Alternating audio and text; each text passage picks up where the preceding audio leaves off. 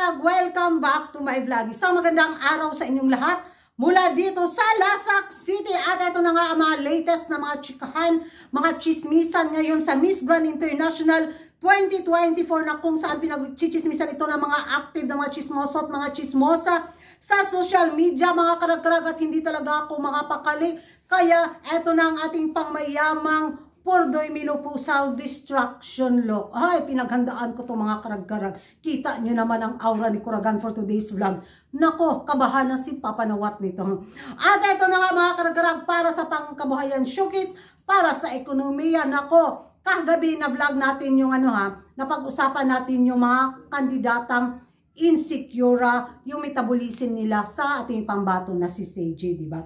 So by the way mga karag-karag, advertise ko lang, galing ako sa pa-live streaming kanina ni Mama Sam sa kanyang YouTube channel, na kung saan doon nag-guest ako. Kasi pumunta ako sa lungsod mga karag-karag, nakasagap ako ng malakas na signal. Kaya yun, nakipag-chismisan ako ni Mama Sam ng 30 minutes sa kanyang YouTube channel. Kung gusto niyo puntahan yung chikahan namin doon kanina, nako, punta kayo sa channel ni Mama Sam. May mga doon, mga explanation kayong malalaman mga karag-karag. At ito na, back na tayo sa chismisan mga karag-karag. Uy, so, nawindang ako sa chismis na shinare sa akin mga karag-karag at isi-share ko rin sa inyo. Para kung busy kayo sa inyo mga pangkaboyan showcase dyan at kung free na kayo, nako, eto na. Kahapon na vlog natin yung mga kandidatang insecure sa ating pambatong si CJ. Nako, eto na naman mga karag-karag. Ito na naman yung mga kandidatang feeling winner. Pakiramdam na nila sa kanilang metabolism ba na sila na yung mananalo, sila na yung makasungkit sa corona sa Miss Grand International 2024. Well, lahat naman sila deserve na masungkit ang corona ni Uncle, but sad to say, isa lang talaga yung pwedeng palarin. Isa lang talaga yung pwedeng matipuhan ni Uncle. Isa lang talaga yung, makiligin si Uncle bitaw sa kanyang performance, sa kanyang pasabog. So, abang na lang tayo dito sa final. Pero ito mga kandidatang mga karag-karag, na kung saan feeling winner na after the swimsuit competition sa Miss Grand International 2024, masasabi natin, or masasabi mo kaya or ninyo na, may guts siyang ganun. O, di ba? So, nandito yung listahan ko mga karag-karag. Sinulat ko talaga para wala akong makalimutan. Isa na dito si Myanmar. Oy! In fairness kay Myanmar mga karag-karag, lumalaban ngayon sa butuhan ang Myanmar sa Miss Grand International 2024. At may dating naman yung kandidata nila. Very cute yung kandidata nila mga karag-karag. Ang ganda din ng naging performance ni Myanmar. So, isa si Myanmar ngayon na supportin yung mga kalahin yung mga karag-karag. Kaya ganoon na lang siguro yung boss ng confidence ni Myanmar na nagfi-feeling winner na rin sa Miss Grand International. So, why not coconut? Baka magustuhan siya ni Uncle sa darating na mga araw, di ba? At sa Myanmar ibigay yung corona. At isa din sa mga nagfi-feeling winner mga karag-karag, kundi ang pambato ng France. Masasabi ko rin na may dating din siya. Kasi nag-perform din talaga siya ng bongga sa swimsuit competition. Kiat kay siya. Igat kay siya mo perform mga karag-karag. Talagang kuha din niya yung timpla sa rampahan sa Miss Grand International. Itong pambato ng France. Ewan ko lang kung matipuhan siya ni Papa Nawat mga karag-karag. But hindi ako sure na magustuhan siya na siya yung koronahan. Next mga karag-karag, ay of course walang iba kundi si Pero. Isa dito nagfi-feeling winner ngayon sa taon na to sa Miss Grand International. Why not coconut? May laban naman si Pero, di ba? So siya yung bitaw kay CJ na hindi kita gusto maging kasunod. Kasi matatalbugan talaga siya ni CJ. Kaya feeling winner na talaga si Pero. May attitude. Ewan ko lang kung magustuhan siya ni Uncle. At isa sa mga nagfi-feeling winner din mga karag-karag na insecure din sa ating pambato, walang iba kundi ang pambato ng India. So, siguro na yung confidence niya, yung ego niya na, ay, front runner ako, di ba?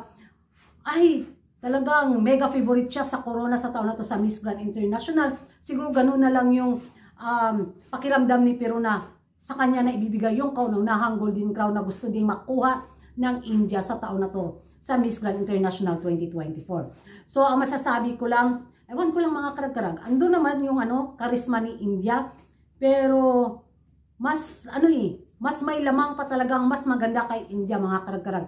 At kung performance naman yung pagbabasihan, medyo nakulangan ako doon sa kanyang performance sa swimsuit.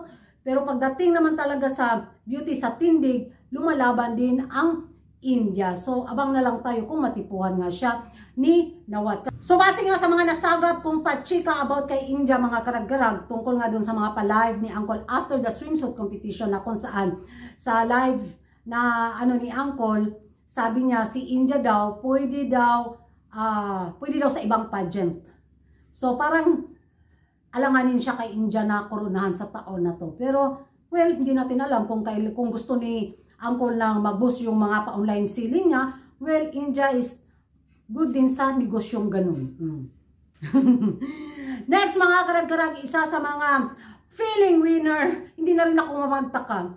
Kasi sa mga video na nakikita ko sa kanya, mga galawan, mga pa-eksena sa social media, mga karag-karag, ramdam ko talaga na eksenadorang wala sa lugar itong pambato ng Thailand. Sorry ha, yun yung nakikita ko. Para bang bida-bida siya.